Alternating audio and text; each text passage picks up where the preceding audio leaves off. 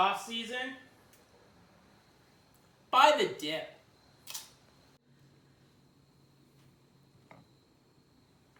Buy the dip. I promise you, you won't regret it.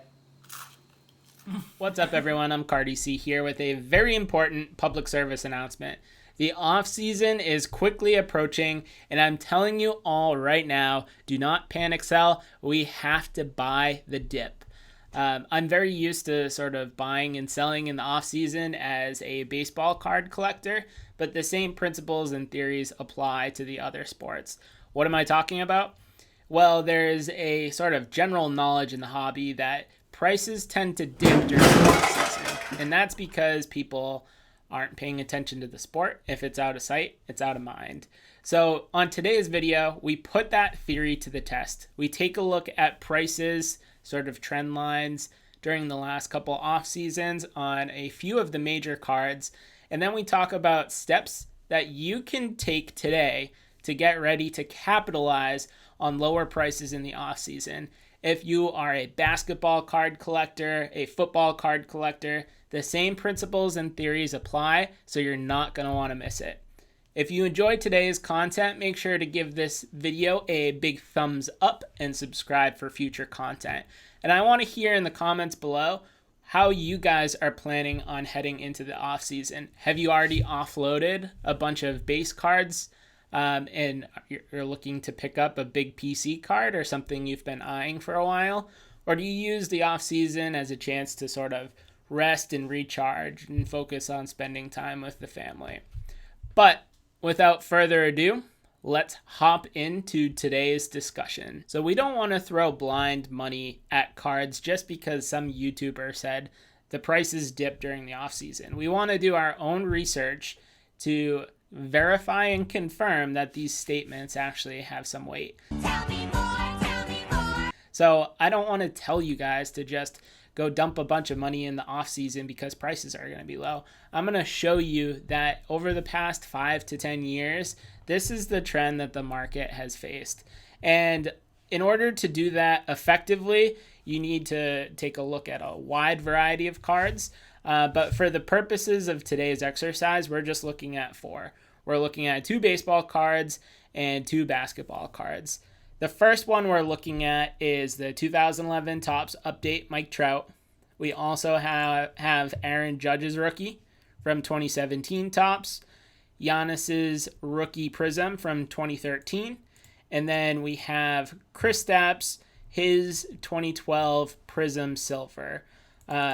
So I just want to give a quick shout out to Card Ladder. I grabbed all the sales data from Card Ladder's website. I'm actually thinking about putting another video out that shows you how to take some of this sales data and clean it in Excel.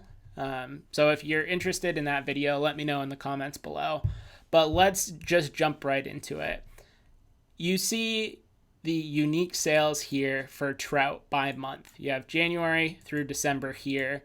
When I was copying the information over, June and July sort of got mixed together. So you can look at these together as 490 sales. But what we want to see is the number of transactions during the season versus the off season on average. And you can see right away the number of unique transactions during the season more than doubled the number of transactions during the off season. Now that makes sense, right? Everyone is sort of keeping up with Trout and his cards during the season, and then during the off season, their attention is spent elsewhere. So we took this data and we graphed it out. We see his sales. These are all lifetime auction sales. And what we did here was we created a logarithmic y-axis. What? All this does is it helps us with our analysis to see relative price changes.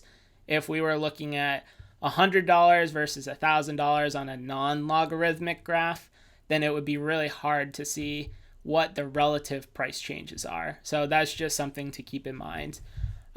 The thing that I was looking for when I was doing this analysis is where is the dips in this graph? So I started out by just circling where I'm seeing those dips. The first one is back in 2013-14. That's a little far away.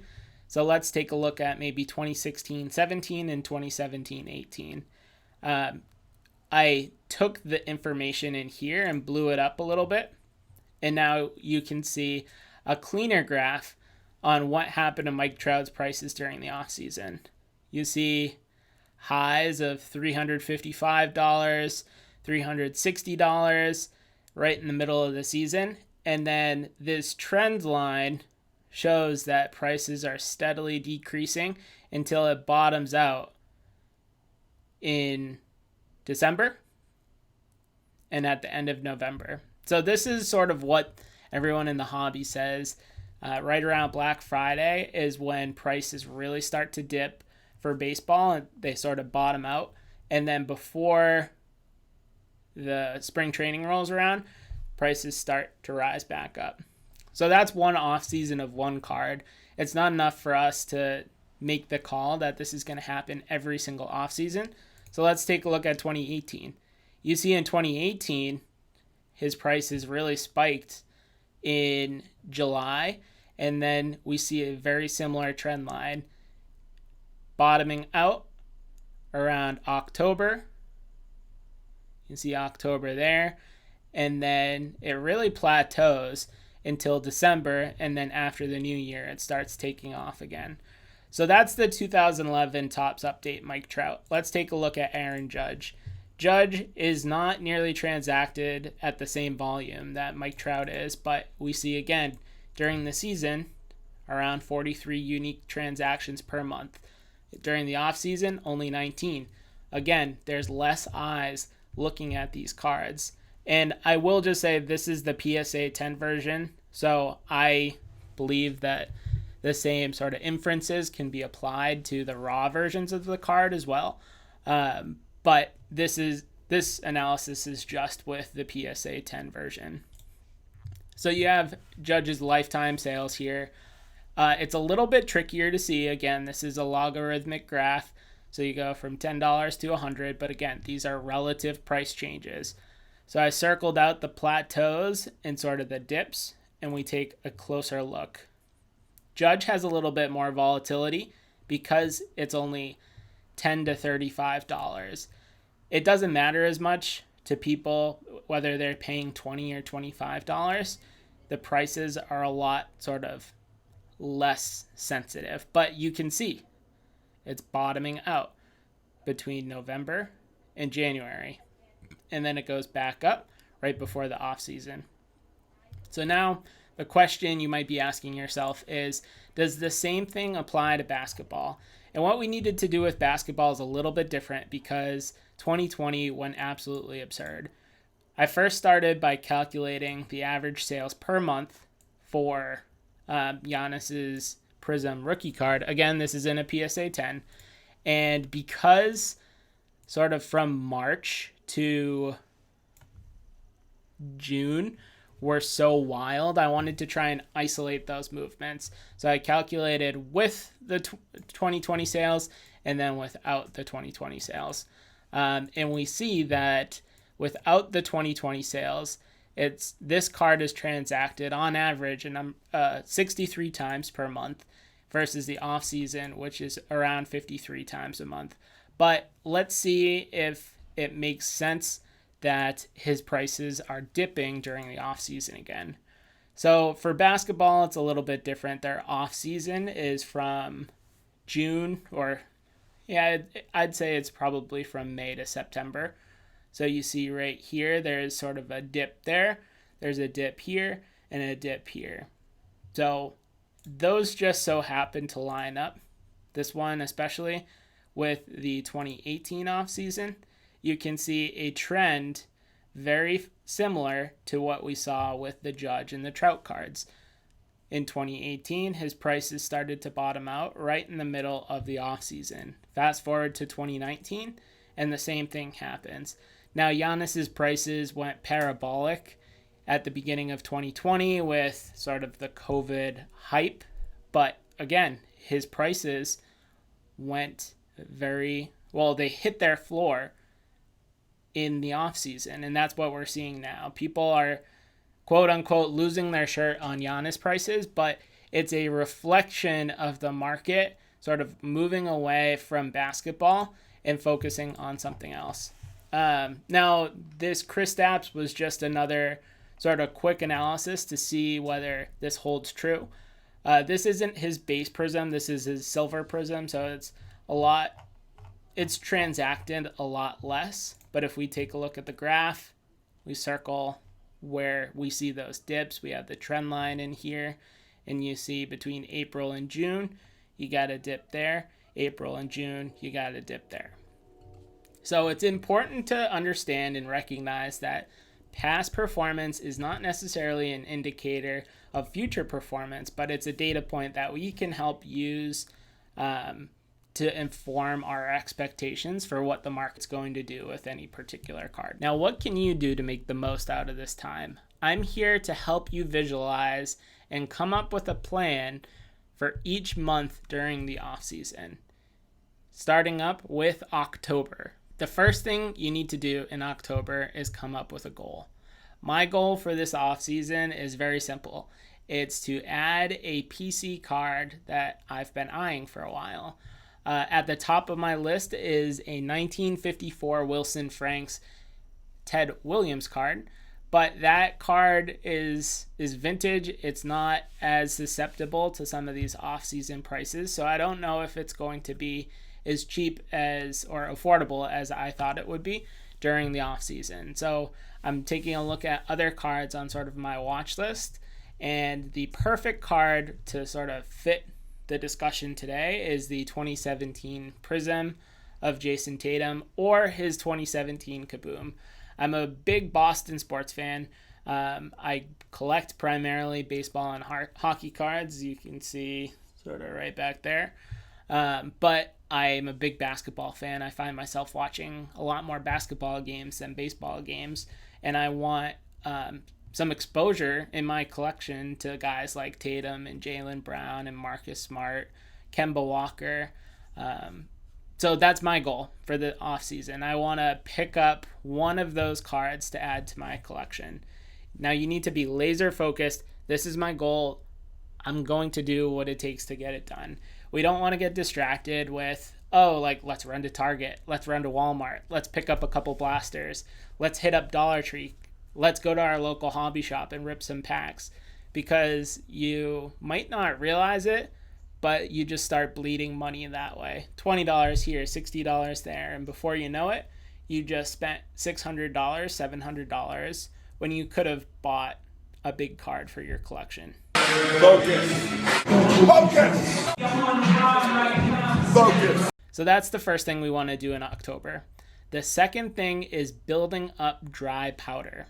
Now, what does dry powder mean? It's essentially cash or a PayPal balance or a Venmo balance that you can use to go out and pick up cards for your collection.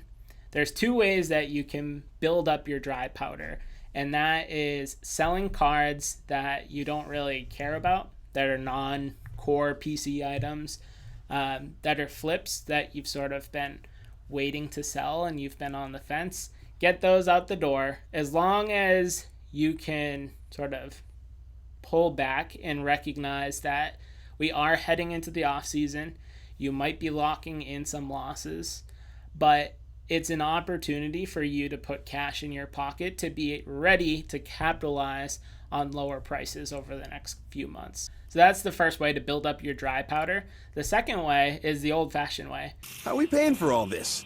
Selling pot. Holders. Made of hemp. Budget and save. It looks like I spend a lot of money on baseball cards, but when it comes down to it, I take $200 to $250 a month, set that aside on everything sports card related, and that's my money for the month. So if I am not buying and selling and flipping cards into a big one, what do I have to do to afford a couple $100 card is save up for a couple months in order to be able to afford that. Now, it's not too late. We are running out of time, but if you're socking away some money in October and November, you might be able to get a really big card you've been eyeing at a cheaper price with money that you have set aside, and you don't have to jeopardize your ability to put food on the table for your family or pay your bills. All right, that's October. Now, what do we do in November? The first thing we want to do in November is research. You want to research the players that you want to pick up. Now, we can go into a rabbit hole talking about how to do player research, but at a very high level, things that you can look out for are sort of local beat reporters. What are they saying about the players during the offseason? And then you're going to want to brush up on their hobby. What is their key cards? Why are you looking to pick those key cards up? Are you looking for a quick flip? Are you looking to add it to your PC? And then you can use tools like Card Ladder and other equivalents out there to do your research and figure out exactly what you want to be adding. Number 2 to do in November, load up your eBay watch list. It's very easy to do all this research and analysis, and then we get to Thanksgiving and you forget that there's a great buying opportunity for the cards that I want right now. An eBay watch list is a great way to just remind yourself that these are cards that are important to you that you're picking up for one reason or another. Number 3 is getting ready for Black Friday sales. Cardi-C in particular has a really big sale for sellers. They discount their promotions and their sales fees, and there's a lot of sellers trying to move things in bulk at that time. It's a great opportunity, especially if you're sitting on a lot of Cardi-C credit, to buy cards and refresh your inventory and get rid of cards that you aren't necessarily looking to keep in your inventory for too much longer. There's other companies out there, Dave & Adams, Steel City Collectibles, Blowout Cards. All of the big online retailers typically have Black Friday sales, but be careful. The last year or two, those sales haven't been the best in the world, and it's a little misleading. You might be paying regular prices that have been advertised with a sales sort of quota, but just do your research, figure out what you want to buy at what price point. Then number 4, and I think this is probably the most important one to do during November, is to set time aside to spend time going through eBay, going through different marketplaces that you're involved with to look for these deals. It's easy for me to sit here at the beginning of October and tell you guys to go out and spend time in November, but it's totally different when family's in town for Thanksgiving or we're spending time with loved ones. Sports cards are at the back of our minds. We tuck it so far away and we forget about it. So I'm telling you guys right now, open up your phone, set a calendar reminder for Black Friday to start looking at sports cards. And especially the weekend after Black Friday is when eBay prices tend to hit rock bottom. It's a great opportunity for you to just remind yourself that this is important to you. These are cards to add to your collection. And if you take the steps ahead of time to sort of check all these boxes off and get ready for that moment, you're going to be able to pull the trigger on big PC items, big stances and holdings for cards that you're going to want to flip heading into the 2021 season, and you're going to be a happier, more fulfilled collector for it. Now, I'm very interested to hear what your plan for this offseason is.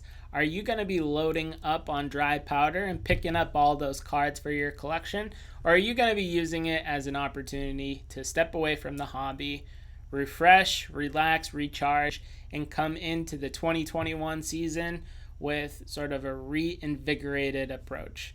If you enjoyed today's content, make sure to consider giving me a thumbs up and subscribing for future content. But till next time, I'm Cardi-C. We'll catch you guys later.